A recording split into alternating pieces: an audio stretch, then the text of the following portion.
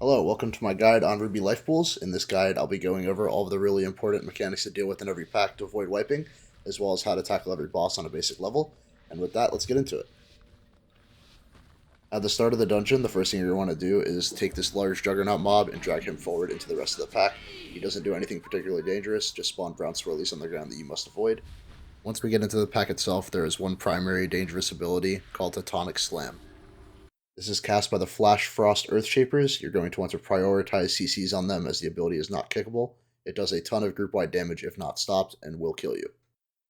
The remaining mechanics on this pull are Ice Shield, which is kickable and puts a large shield on mobs, but it can be purged as well as kicked. And additionally, there are Ice Bolts going off into your tank, which can do a lot of tank damage if not mitigated correctly. This pack looks very scary, but really the only incoming damage is from Tectonic Slam, which we can stop with our stuns, and swirlies on the ground that we can just step out of. You definitely do not have to pull as big as we did here, but I would recommend line of sighting around the corner to group up these mobs.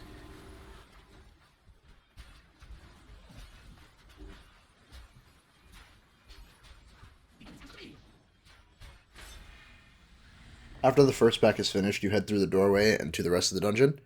These next packs are very similar to the first one. Largely the only thing to worry about is Tectonic Slam. There is an addition of these eggs around the edges of the room. If you step on them, they spawn infused whelps, as well as a few whelps being out from the start. All the whelps do is beat on your tank and cast Cold Claws. Cold Claws puts a stacking debuff on your tank that once it reaches 10 stacks will freeze them and kill them. Make sure you're dispelling this as a healer before it stacks up too high. Other than that, it's just more kicks on the shield cast, more bolts into your tank, and Seismic Slam, making sure you're CCing that. This room is very large, and you could potentially pull a lot of mobs together. I would recommend splitting it up into a few different pulls. There is a lot of Seismic Slams to be CCing, as well as a lot of tank damage going out.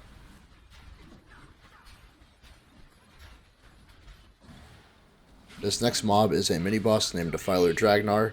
He has two real things. He has a frontal cleave ability, which he uses facing at your tank, so make sure you're not standing on top of your tank, as well as he targets one player with a charge attack, where he charges straight in a line and deals a bunch of damage to anyone hit. Make sure you get out of the way if he targets you or anyone standing near you. As well as his charge breaks the eggs in the previous room, which is why you saw us pull him into this little corridor here, so that no matter where he charges, he's not freeing whelps. We have some difficulties in this pull related to Tectonic Slam, as well as getting hit by the charges. Just after this pull is the first boss of the dungeon, who has a few mechanics. The first of which is spawning swirlies at your feet, which drop icicles. These icicles persist for about 30 seconds or so. If you step into these icicles again, they will deal a ton of damage to you. Your tank can try and clear them if they have defenses rolling, but it's not really necessary, you can just avoid them. The next mechanic on the boss is she will target one player. That player has to get out of the group, and they will drop a giant storm on the ground. That storm pulls players in and deals AoE group damage, as well as getting sucked into the storm itself will very likely kill you, as it does way more damage. And once the storm finishes, it deals one final burst of AoE damage, as well as pushes players back. Make sure during both the pull and the push that you're avoiding standing right on top of an icicle, because you do not want to hit it. The final mechanic of the boss is she will call whelps from the edges of the room. They're the exact same mobs as you dealt with in the previous room. They just hit your tank and cast Cold Claws on them. After spawning the whelps, the boss will channel Frost Overload, which puts a shield on herself. This ability is kickable and deals group-wide damage until it's kicked. You have to break through the shield in order to kick the mechanic, which is a reason why you should really be focusing the boss and just cleaving down whelps passively. As long as the whelps die before the next set spawns, there really is no danger at all. It's just a little bit of a strain on your tank. That's every ability that this boss casts. I think it's best for your tank to move over to where she is spawning the whelps from. That way they can be grouped up right away, and the boss will sprint her to stack inside of the group where you're cleaving down. Just repeat these abilities a few times, keep hitting the boss, and she'll fall over.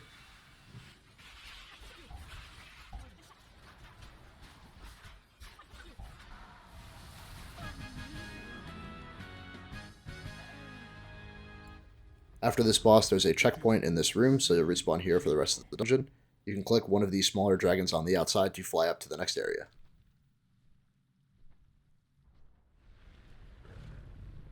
This next mini-boss is the hardest single mob in the dungeon, Thunderhead, otherwise known as Thundercock by Twitch chat. He has a few nasty mechanics, the first of which is called Storm Breath, which is a very fast, large, nasty frontal. If you get hit by this, you are very likely dying. Even on this plus 10 key, it's killing me in 2 ticks. You want to play close to the boss because it's a cone to avoid it as easily as possible. Of course, they don't call him Thundercock just for his one mechanic. As an additional mechanic where he puts out a debuff on players, which is a large dot and deals a ton of damage, as well as once it's dispelled or it expires, it explodes, dealing even more damage, making it very dangerous. Your healer definitely wants to prioritize dispel someone with a defensive rolling, and then make sure the second person who is not getting dispelled uses a defensive towards the end of their duration. You want to use every DPS cooldown on the book on this guy. He is very dangerous. You want him to die quickly before he kills you.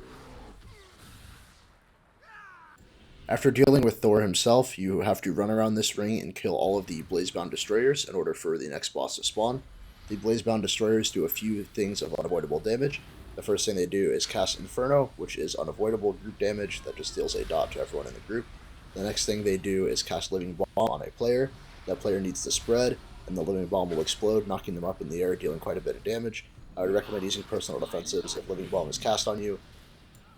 Every Blazedown Destroyer is joined by a gaggle of other trash mobs. The ones you want to pay attention to are the Cinder Weavers, which you can see in this poll, casting bolts over and over again. These bolts are kickable and deal quite a bit of damage to whatever player they target, as it is random, so it is definitely recommended to kick them. The other important mechanic to pay attention to in these polls is there are a mob called Flame Dancers, which cast Flame Dance very fittingly. Flame Dance is very similar to Teutonic Slam. It is non-kickable, but it is CCable. If you fail to CC it, it will do a large amount of group-wide damage and very likely cause a wipe. The other thing that you might have noticed watching the video is there's some on-death mechanics. When the Blazebound Destroyers die, they drop a large AoE on the ground that you have to move out of, so just be prepared for that. You don't want to be caught inside of it. Additionally, when the Flame Dancers die, they cast Blaze of Glory for a few seconds and spin out with the last of their lives. Just dodge the swirlies on the ground and they'll kill themselves. I'm going to speed up the rest of this area as it is the same mobs over and over again. I will say this area is not particularly challenging on your tank. The real limiting factor is going to be how well your group can control these mobs. If you're in an uncoordinated pug, I would definitely pull smaller, because even 2 flame dances going off will definitely kill you even in a lower key. If you get to higher keys and are in a coordinated group, this is an area where assigning specific CCs and kicks to players can really shine. After going around the ring, you will run into Thunderhead's little known cousin. This is the very similar dragon, except he is fire, and he has a few different abilities. He has the exact same frontal breath, except this time it is flame-themed instead of thunders-themed. Additionally, instead of putting a debuff on players, he puts a buff on himself that stacks up over time. This buff just radiates AoE damage to the group that your healer has to heal through, and it increases over time as he builds up stacks on himself. All you have to do is DPS him down before he DPSs you down. Again, I would recommend playing close to this mob because his frontal breath is a cone. It is much easier to dodge if you're close. While we're finishing off Flame Gullet, I'll describe the boss and then I'll show you the mechanics. It's a little bit similar to Executioner Tarvold if you played in Sanguine Depths back in Shadowlands. I'm not familiar, don't worry. So essentially, the boss has a few mechanics. She spawns an ad that deals pulsing group damage with a kickable cast. You want to make sure you're kicking that at all times. And you want to make sure you're focusing down that ad while still cleaving damage onto the boss, because the fight ends when the boss dies. In addition to that, she has a frontal boulder that will drop flame patches on the ground. You want to bait this boulder in a way that it's not blocking where you want to move in the ring in the future. Ritual of Blaze Binding is her spawning the ad that we are going to have to kill. This is another one of the Blazebound Destroyers, which casts the same Inferno as before, dealing group-wide damage that is unavoidable. However, this time, instead of casting Living Bomb, it uses Roaring Blaze, which will deal even more additional group-wide damage unless we kick it, so we definitely want to kick Roaring Blaze every time. I would highly recommend setting up a kick rotation with your group. You can also see she drops the boulder on a random player in a random direction, and the boulder rolls in that direction, leaving a large dot. Just make sure you're not baiting this directly where you're trying to go. It's generally not a huge deal. Definitely move out of the way when she spawns it. Finally, you can see when this ad dies, it drops a large pool on the ground, which is what forces us to move around the ring. After the ad dies, you get out of its death explosion and drag the boss to the next area. Rinse and repeat. Spawn ad, focus down the ad while still cleaving down the boss, dodge the boulder, kill the ad, move out of the giant explosion, and move to the next area. Because you cleared out all the trash in this ring, you have a ton of space to work with, so make sure you're always moving to a clean area with plenty of space.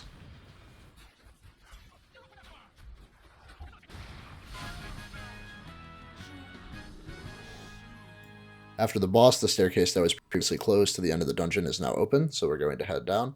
I would highly recommend pulling these first 2 packs together. There's really only one enemy in these packs that does anything dangerous, being the Tempest Channeler. The Tempest Channeler casts Lightning Storm.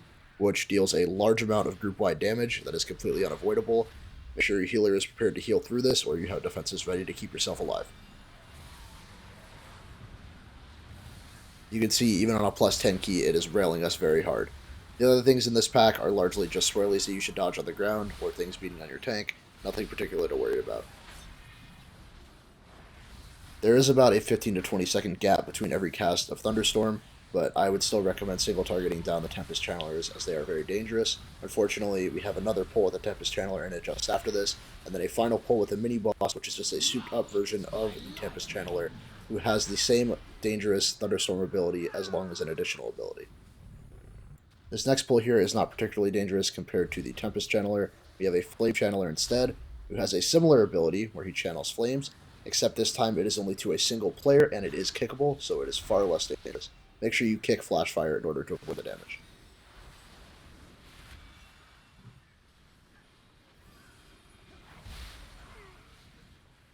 You see us kiting around the room with the Flame Channeler and killing the Primal Thunderclouds. All these guys do is have a kickable cast that spawns a swirly at your feet. Just dodge the swirly and there's nothing to worry about.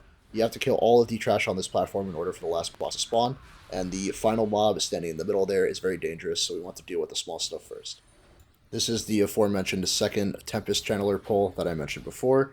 It is exactly the same as the first Tempest Channeler pull, which is why I'm speeding it up. This is the final trash pull of the dungeon and a suiting final mini-boss, High Channeler Ravati. High Channeler Ravati is very similar to the Tempest Channelers before. Really the most dangerous thing he does is cast that same Thunderstorm ability, which does a ton of unavoidable group-wide damage. You just have to have your healer heal through it. There's no other way around it.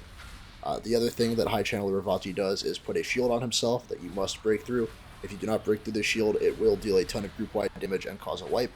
Just make sure you are prioritizing DPS on him. Definitely use cooldowns on him, he's pretty scary. After he dies, the last boss spawns. This next boss is actually two bosses in one. There's the large dragon and the rider of the dragon. At about 50% health bar, the rider gets on top of the dragon, but they still have independent health bars and die separately. I would highly recommend focusing the dragon first, as bulk of the unavoidable group-wide damage comes from the dragon, and the fight gets fairly hectic the longer the dragon lives. So if you're ranged, or if the dragon is on the ground and you're melee and able to hit it, I would highly recommend focusing the dragon first. I'm just going to break down the mechanics as they happen on this fight, as there's a lot to cover and it would be hard to keep in your head at all times. So the first thing you see happen is the dragon flies around and casts the familiar frontal breath that we saw on Thunderhead and the other dragon, his cousin. After this frontal breath, we'll see the dragon rider cast Interrupting Cloudburst, which is just unavoidable group-wide damage that doesn't hit particularly hard, but it does kick you, so make sure you are not casting during this. After Interrupting Cloudburst, we see the Dragon Rider cast Winds of Change, which spawns winds pushing one in a random direction. These winds, in addition to pushing you, also will push flame patches that spawn on the ground from the dragon's other abilities, which you'll see later in the fight.